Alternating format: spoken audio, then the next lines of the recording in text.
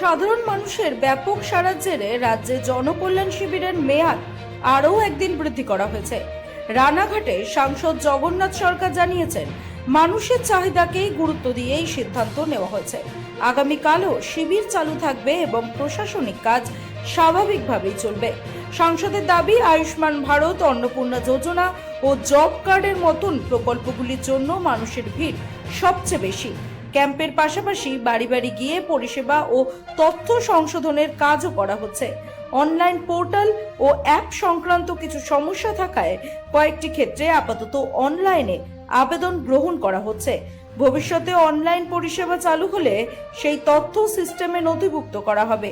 100 দিনের কাজের জব কার্ডের চাহিদাও উল্লেখযোগ্য বলে জানান সাংসদ। তার কথায়, জনকল্যাণ শিবিরের মূল উদ্দেশ্য হল সরকারি প্রকল্পের সুবিধা সাধারণ মানুষের দোরগোড়ায় পৌঁছে দেওয়া। Bureau report, রাতদিন news network.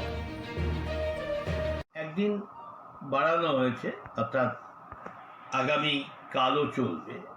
মানুষের ব্যাপক চাহিদা, তাই চাহিদা অনুসারে একদিন বাড়ানোর সিদ্ধান্ত নিয়েছে। তারপরেও অফিসিয়ালি কাজ চলতেই থাকবে, স্পেশাল না হলেও এই কাজ কিন্তু বিডিও অফিসে চলতেই থাকবে। আর অন্নপূর্ণা ভাণ্ডারের ক্ষেত্রে যে বাড়িতে আশাকর্মী এবং অঙ্গনওয়াড়ি কর্মীদের যাওয়ার কথা ছিল, সেটা কি হচ্ছে, সেটা চলছে?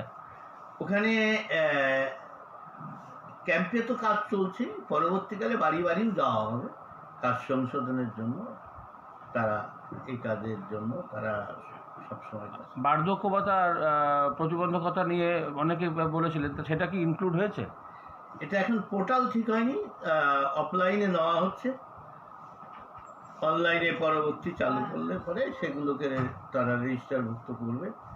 কিছু অ্যাপের কাজ বাকি আছে বলে কিছু কিছু প্রজেক্টে অনলাইন এখনও চালু হয়নি। সবচেয়ে বেশি আয়ুষ্মান ভারতকে প্রাধান্য দিচ্ছে মহিলারা, একদম রীতিমতো লম্বা লম্বা লাইন এক একটা কাউন্টারে, এবং অন্নপূর্ণা ভাণ্ডারও সেম একই অবস্থা। অর্থাৎ প্রথম দিন থেকে কিন্তু হিট লিস্টে রয়েছে এই আয়ুষ্মান ভারত এবং অন্নপূর্ণা যোজনা। আয়ুষ্মান ভারত, অন্নপূর্ণা যোজনা এবং জব কার্ডের সবচাইতে ডিমান্ড বেশি দেখা গেছে। মানে সর্বত্র এইগুলো জায়গাতে ব্যাপক ভিড় রয়েছে। মানে 100 দিনের কাজ আবারও শুরু হচ্ছে। হ্যাঁ, সেই কাজের নাম নথিভুক্ত করার জন্য জব কার্ডের জন্য ব্যাপক ভিড়। হকার